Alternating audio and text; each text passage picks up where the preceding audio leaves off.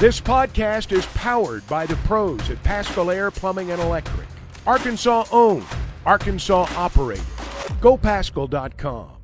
Coach, good afternoon. Corey LeBounty, WNSP 105.5 in Mobile, Alabama. A year ago, I asked you about Shamar James and his leadership ability and his capabilities, and here it is 1 year later. He is a representative for and an ambassador for the Florida Gators. Talk about his progression health-wise and, again, why you chose him and what he means to the Florida football program. Shamar is, let me tell you what, man, Shamar is a lot of fun to be around. One of the best linebackers in the country. You know, we were very fortunate to recruit him to be a part of our first class, and he played as a rookie. You know, he was a freshman All-SEC player. Shamar's got some, you know, he's a little wise for his age, I would say. You know, he's got good maturity. He can see the big picture. Picked it up quickly. Didn't even report early. He came in the summer. So All-SEC, then he started the first 8 games. You know, my nickname for Shamar is the eraser, right? Because he can make you right on defense, right? So him getting hurt was a big deal to our team. You know, I think getting him back, not only his production, but his leadership, his example, big deal to get him back. Left side, 4th row. Hey, Coach. Ben Bobick, Local 3 News in Chattanooga. Last 2 years I asked you about your hometown of Murray County and what it means to you and everything. I think it's a big deal to that community to see one of their own be head coach of the Florida Gators. What does it say about that community, and what would your message be to those folks back at home? Yeah, I mean, I certainly wouldn't be here if it wasn't for that community. You know, I mean, I think I benefited from growing up in a place, just tough blue-collar people, carpet mill workers, farmers, middle-class economy. My dad was a coach. That was a big deal, you know, and great church there, First Baptist Church downtown. I think we maybe lose sight of that sometimes in life. We benefit from community, you know, and I think ultimately wouldn't be here without them. So, hey, we've had a lot of good ones, you know. So I'm excited to represent that part of the state and the country for sure. Right side on the aisle. Hey, Billy. John Sokoloff with WCBI TV in Mississippi. One of the big fishes you got from the high school recruiting ranks came from there this year, and Kanan Daniels. I just wanted to get your thoughts on him and how you see him contributing to your program. Yeah, man. KD, Deuce, as we call him. You know, first of all, KD has an unbelievable story. It's worth all your time to write that story and go back and really research the things that he's overcome and the way he's inspired a lot of people. Comes from a great program. You know, the kid's tough. He knows how to work. Extremely productive. I think 2,700 yards. He was Mr. Football in the state. And KD brings consistency, his positive energy. He's a competitor. He's fun to be around. And he's proved that he belonged this first semester and this summer. So we're excited about KD. He's got a chance to really be a special player for us in the future. Left side of the aisle, and then you pass it forward. How you doing, Coach? Aaron Mukes, WALB, Albany, Georgia. Talk about how Graham Mertz has really emerged as a leader for this team. Yeah, he proved it on the field last year. I think the way he competed, the toughness, the grit, the way he inspired others with the way he played and prepared. I mean, this guy, he's a professional, man. I can't tell you the level of discipline and detail, the way he approaches things in the building, the way he engages people and treats people. He's the standard. And I think he really took this opportunity of Florida to kind of hit the reset button, all the wisdom and experience from his time at Wisconsin. And, you know, he started this offseason as the proven leader and quarterback of the team, right? And I think that it's been contagious to the rest of the team. He didn't just come back to play another year of football. He came back with a purpose, and he wants to leave this place better than he found it. So it's a big deal. On the right side, somebody. Kennedy Wright with CBS 42. With the SEC being under such a big microscope, how do you handle the sort of expectations that fans and the media put on the program?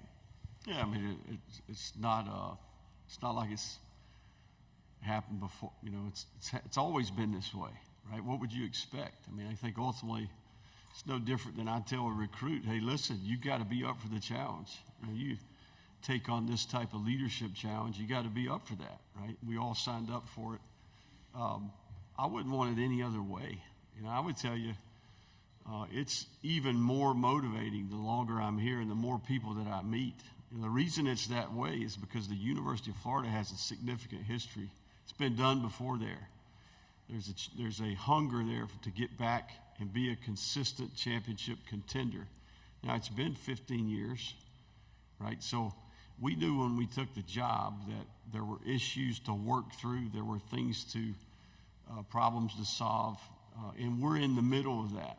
You know, a guy asked me a question earlier about being on schedule. You know, I think I used that term. Well, that doesn't mean that we have won as many games that we would like to, or haven't made mistakes. It means that the culture that we're trying to create, the processes, the systems, year 3, the roster, all the things that we've been trying to build over time, I see some of that working.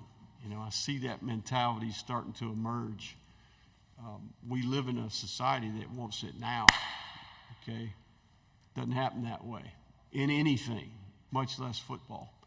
So when you've got hundreds of people to coordinate and get all going in the same direction, in today's climate, it's even more difficult to establish trust. And I think we're over the hump. The kids that are on our team now, they picked the University of Florida and our staff, and we picked them. And the makeup of our team is different.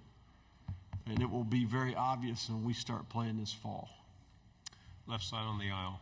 Dan Peck, ESPN 106.7 in Auburn. Coach, you're one of several coaches in the SEC that came from the Group of 5 level, outstanding football in the Sun Belt, other leagues like that. The biggest differences between coaching in the SEC and coaching at the Group of 5 level, and things you learned at Louisiana, lessons you learned that you take to this job at Florida. Say it one more time. You said. So you were at the Group of 5 level. You were at the Sun Belt. The biggest differences between coaching in the Sun Belt, coaching in the SEC, and the things you learned at Louisiana that have been most valuable to you? The biggest learning curve for me was when I left Alabama, even Arizona State. When I went to Louisiana, December signing period began, right? So that evolution of the Power 5 level of football and the pace of recruiting, the sped-up evaluation process, the June official visits, right, how that affected the entire workflow and structure, that was the biggest learning curve. At Louisiana, we didn't have an official visit in June. You know, we did everything postseason.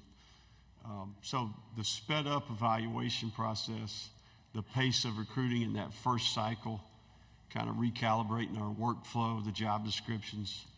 But listen, we've recruited well, don't get me wrong. But that was the biggest learning curve. On the aisle in the back. Dennis Delapena at the Fox affiliate in Austin. Coach, you have Texas on the schedule. Just some initial thoughts on the Longhorns and what Sark has built up in pretty short time in Austin. Yeah, no, Sark's got nothing but respect for Sark. Having worked on the same staff as him, you know, he's extremely bright. He's always done a good job offensively.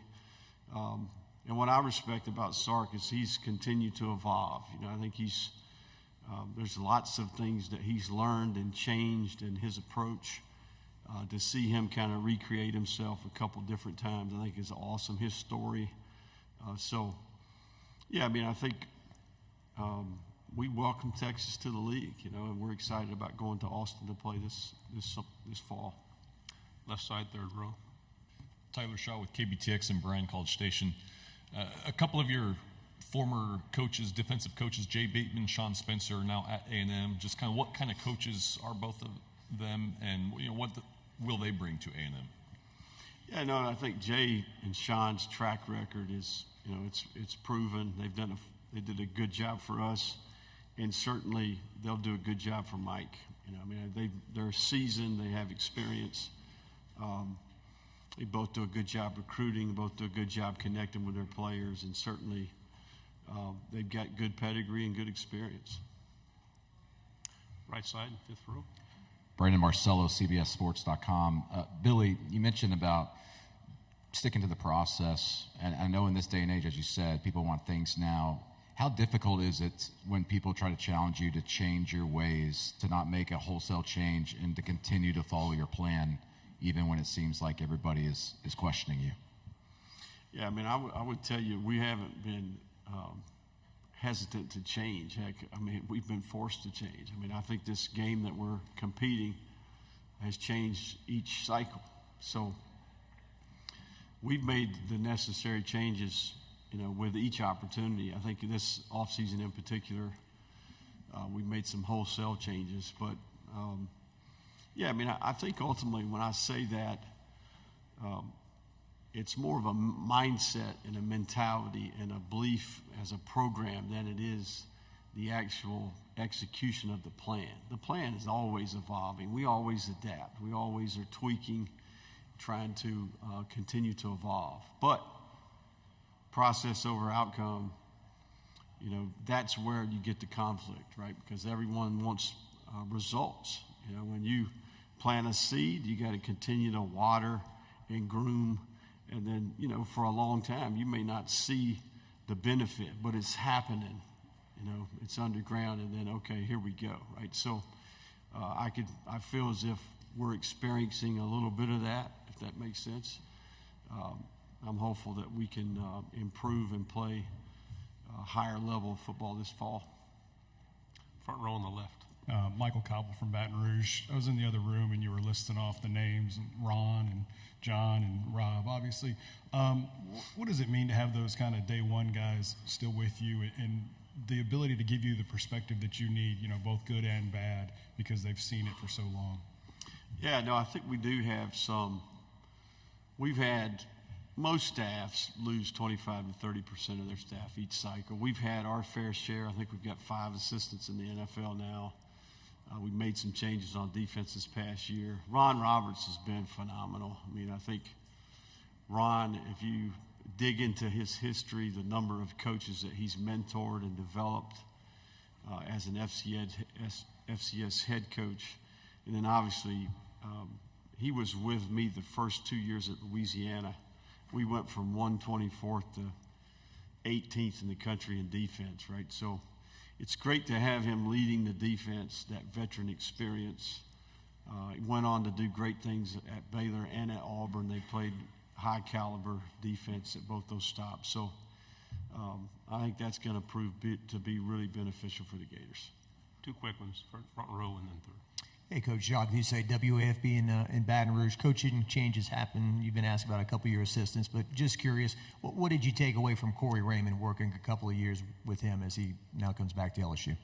Yeah, no, I love Corey. I've known Corey for a long time, man. I used to, when I coached receivers at Alabama and he was coaching the secondary, you know, it was first rounder against first rounder every year, you know, and I think we had some great battles. He did a good job for us. You know, I think we hadn't been as productive as we would like on defense. You know, we felt like we needed to shuffle the deck a little bit. So Corey's proven he's done a great job. I've got nothing but respect for Corey. Final question on the left, third row. Jesse Doherty, Washington Post. Billy, are you worried at all about how much your guys are going to be playing this video game heading into the season? Yeah, Montrell slept the whole way here, you know.